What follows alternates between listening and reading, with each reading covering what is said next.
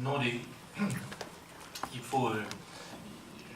tout le monde va aller regarder sur Internet où se trouve l'Angouette, mais c'est dans un espace où est née en fait l'agriculture agricole laitière intensive d'Ille-et-Vilaine en fait.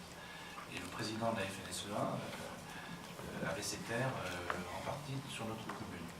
Et la commune a été la première commune remembrée en 1962, où le remembrement a consisté à abattre toutes les haies pour laisser passer donc des machines de plus en plus importantes.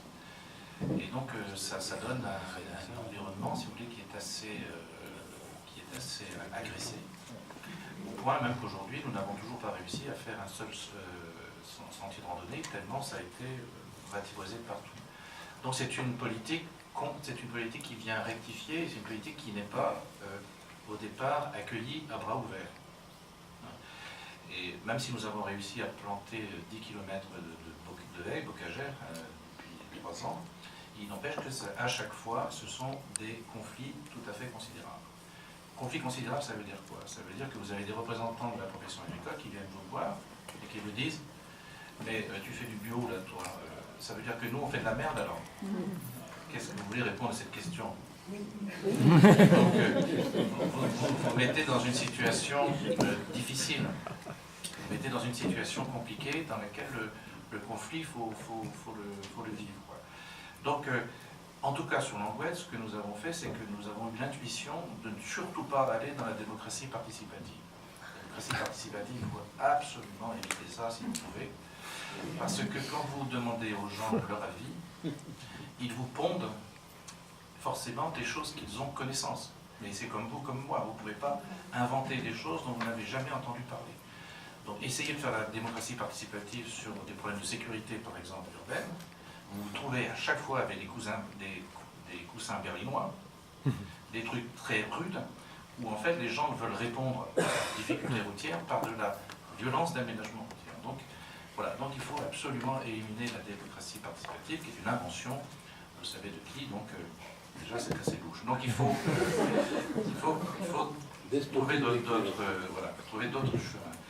Et je pense que, par contre, le chemin qu'il faut trouver, c'est le chemin politique et de dire la cantine sera 100% bio ou ne sera pas.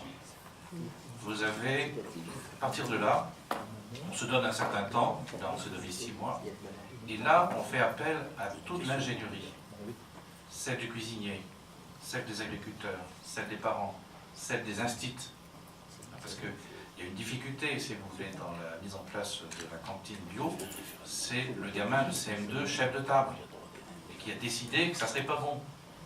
Donc comme l'Union européenne nous interdit de pendre les enfants, nous sommes obligés de tenir compte de ce gosse affreux qui va tout faire capoter parce qu'il va dire que c'est pas bon d'emblée, parce que ça n'a pas tout à fait la même apparence que ce qu'il avait d'habitude. Donc, mais on y arrive, c'est-à-dire que on demande aux gens de s'impliquer, en fait, c'est-à-dire de faire jouer leur savoir-faire, leurs compétences, leurs idées, pour arriver à l'objectif qui, lui, n'est pas négociable. Il est négociable après dans les urnes éventuellement, mais pas... Voilà. Et donc, parce qu'il faut être axé, je suis toujours perplexe j'hésite toujours entre la pédagogie, qui est un peu mon métier, et la dictature, qui est ma réelle aspiration.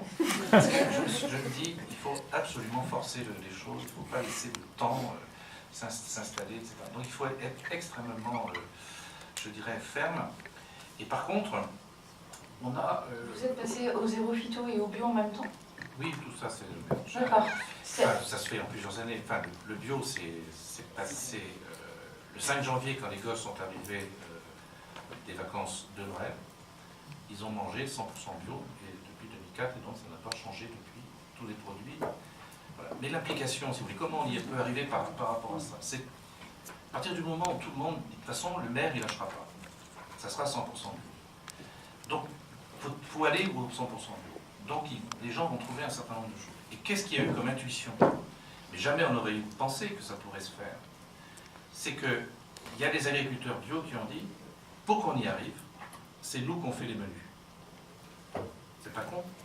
C'est-à-dire qu'ils vont faire les menus en fonction des saisons, en fonction de ce qu'ils vont avoir, et ce qui fait qu'il y a une personne dans le GIE Manger Bio 35 qui s'occupe de travailler sur les menus, avec le cuisinier qui, lui, a en charge de faire la cuisine, bien sûr, mais aussi l'équilibre alimentaire général. Et ça, c'est quelque chose qu'on n'aurait pas pensé comme ça, d'un point de vue technocratique, d'en haut, mais ça a été pensé d'en bas par une intuition, parce qu'il y avait cette exigence politique d'y arriver. Et je crois que c'est vraiment comme ça qu'il faut impliquer les gens, parce qu'autrement, dans la pédagogie, si vous voulez, la prise de conscience, etc., je pense qu'il faut vraiment passer à une autre dimension, beaucoup plus politique, beaucoup plus féroce. Parce que vous savez, la prise de conscience, hein, on sait très bien tous que fumer tue, ça n'empêche pas de continuer à fumer. Vous voyez. Donc, prise de conscience ne modifie pas nécessairement les pratiques des citoyens. Donc il faut imposer un projet politique, mais après, la façon d'y arriver, c'est pas une ligne droite, c'est une ligne courbe, c'est plusieurs chemins de traverse, mais il faut donner des moyens aux gens d'avoir des idées. Vous savez comment j'ai réussi à sauver mes chèvres, hein, qui étaient menacées par les habitants qui disaient que les chèvres, bon voilà, c'était pas terrible parce qu'il y avait des gosses en maternelle qui avaient peur, soi-disant des chèvres, parce qu'on avait mis, bref, il y a toujours une bonne raison. Et il y a quelqu'un qui m'a dit, tu sais, les chèvres, c'est extraordinaire pour bouffer les sapins de Noël. Les gens ne savent pas quoi foutre de leur sapin de Noël, c'est interdit d'aller les foutre. Et les gens sont arrivés avec leur sapin de Noël, l'ont mis dans la zone où sont les chèvres ont mangé ça, c'est extraordinaire. C'est sûrement pas un technocrate qui peut penser un truc pareil, mais c'est absolument pas un technocrate. C'est forcément quelque chose qui arrive dans une démarche en train de se faire.